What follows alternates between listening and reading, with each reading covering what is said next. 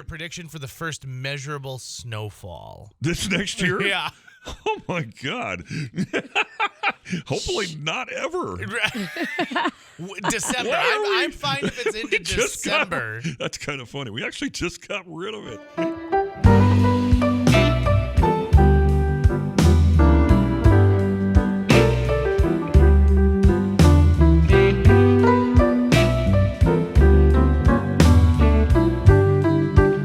It's two Tall Tom's Terribly Trivial Tuesday Tidbits. Today, man. How are ya? I'm alive and well. I mean, it feels like the end of July right now. Good. So you must be loving this. It's good, but I'd like a little more dew point.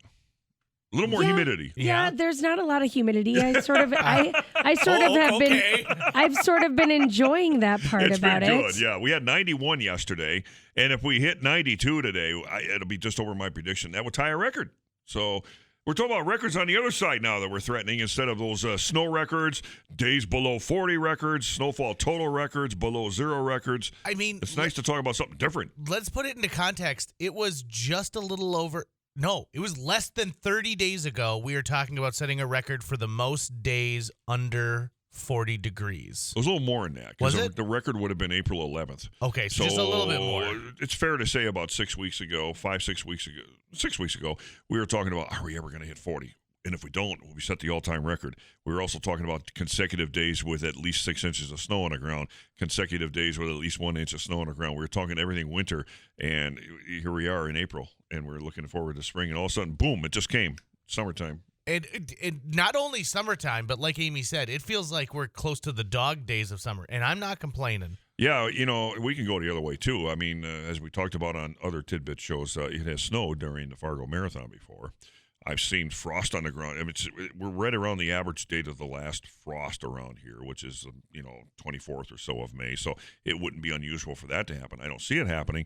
And a lot of times when we're looking forward to a Memorial Day weekend, we're talking about 2 out of the 3 days usually where there's a good chance for rain or cool temperatures, and we might salvage one day because out of all the 3 holidays that constitute what we call summer around here, Memorial Day is the one where you usually least depend on the weather. Yeah, it's the riskiest. It's the of all riskiest them, right? to plan your time off. Yeah. Now, that being said, what are you thinking about Memorial Day weekend at this point? Well, I'm thinking something unusual. I'm thinking nice. Yeah. Really? It's nice to sit in this chair and talk about nice weather with you Yeah, guys. I bet. I love that. I mean, it could change, obviously, as I know very well about this line of work, but all the information I have right now suggests that most of the rain chances will be west of us, central, western North Dakota, whereas Valley region and eastward, we may get through the Thursday through Monday period with very little, if any, rain, and temperatures probably for the most part in the 80s.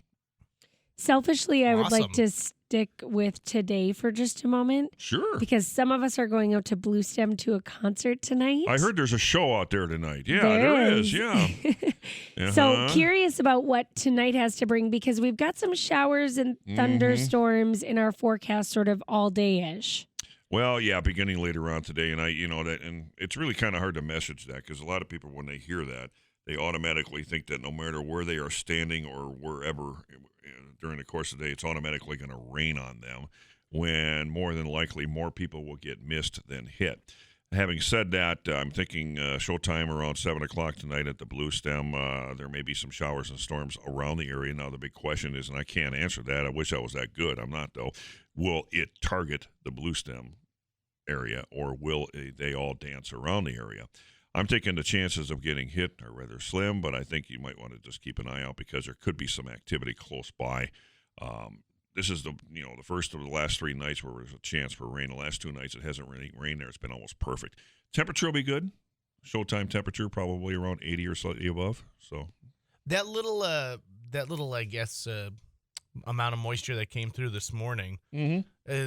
This is going to be a weird question, Tom, but is there a difference in the size of raindrops and what makes a heavier raindrop than a lighter raindrop? Because it felt today like when my window was getting hit that there's a kid throwing pebbles trying to, get me to come to the window. Yeah. Well, just like hail, when the hailstones are larger, that's because of stronger updrafts. So if you have stronger updrafts into the thunderstorm, that's going to cause the raindrops to start from the base of the cloud, which go down to be sucked back up into the cloud. And the stronger the updraft, the more often that raindrop goes up in the cloud. And each time it comes down, it gathers more water from the other raindrops. So larger raindrops usually are an indication of stronger updrafts, which usually portend thunderstorms. Whereas the smaller raindrops are usually associated with non-thunderstorm types of rains. Oh, okay. That makes sense, right? Like if it I works, hope so. If it works for hailstones. It's like hailstones. I've told you about hailstones before, haven't you? And you can cut them in half. Yeah. Each ring, if you cut a hailstone and look at the rings in it like rings on a tree, each ring constitutes a trip up and down through the thunderstorm cloud. Now, I don't want to go out and collect hailstones and then I'd rather not. Right, yeah. So I'm in the same boat that you are with that. There's a question in the text club, Tom, and don't ask it. I'm almost don't afraid. Do it. I'm gonna throw it out there. How much snow we had this year? Is that what? No. Yes, it is about snow. That's okay. Go for your it. prediction for the first measurable snowfall This next year? Yeah. Oh my God. Hopefully not ever. December. I'm fine if it's into December. That's kind of funny. We actually just got rid of it. As recently as last week, Doug Lear was telling me that there were some snowdrifts and shelter belts. Oh my God! Around the Valley City area, well, I think he said. These nice high 80s should take care of those lickety splits then, right? Yeah. Even if they're in shady areas, I think it's safe to say that it's all gone. I'll just go with, to answer the question, let's just talk maybe, November, but I would like it to be a long time before we get to November. Let's just wait on that one. Do you think there's any correlation in the fact that we had such a late spring that it pushes a later fall? I mean, is there any kind of data to back that up, or is it just coincidental? Last couple of years, we've had data to back it up. Now, does that mean it's a trend that's going to last for a long time? That's something we don't know right now. Is it something, there's a correlation there? Usually it isn't. I've seen it before where we've had a very late spring and then fall just ends real quick and you get into winter really quick, resulting in a short summer. So whether that means it's going to happen this year or not, can't tell you. But it has happened the last couple of years. I would like to see it happen again because I think Mother Nature kind of owes us one here. Another good question. How much warmer would it have been without the smoke and haze lately? Is that causing any kind of temperature increase? It affects it somewhat. On the days last week when the smoke was really thick and you could smell it out there and it was burning your eyes and all that, I think that cost us about 6 to 8 degrees. Oh, really? The lighter haze and smoke like we have right now might cost us 2 or 3. Okay. So it can affect the temperature by a handful of degrees. And how's your golf game? Oh, that good, huh? No, not that good. I would say consistently inconsistent. Okay. It's a Jekyll and Hyde. Isn't that golf? That's just golf. That's just a golf game right there. The old saying is they came up with the word golf because all the other 4-letter words were taken. I could go out one day and I'll be like, fantastic. It's like, wow, I'm having fun out here. The next day I'll go out and I'll say, have I ever heard a golf ball in my life before? I think that's for all of us. I feel that. Yeah, we're all that way. Don't feel alone. It does look like a beautiful week if you want to get out there and hit the links. Great golfing, barbecuing, going to the lake, whatever you want to do. This is your weekend to do it. If you're hardcore and you want to do some yard work, go for it. There you go. Hey, it's better to get it done at the beginning. It's like, let's get all of the yard work done before the 4th of July. That's always the goal, but it never happens. And I got to tell you, I never touched my yard with a rake this year or anything, not even where the snow mold was.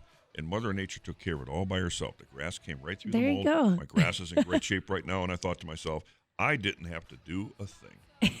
There you go. Mother Nature owed you one after this winter, though. Maybe she knew it was a weatherman that lives here, And we have those crabapple trees in our yard, and they look beautiful right now. Oh, like yeah. those blossoms. Yeah, I love them. Hopefully it won't get too windy too soon. Gosh, it was so late for those blossoms, About too. a week later. Yeah. So, yeah. Usually it's in mid-May, Right. Tall Tom Szymanski, thanks. I always appreciate your Tuesday tidbits. All right. Thank you.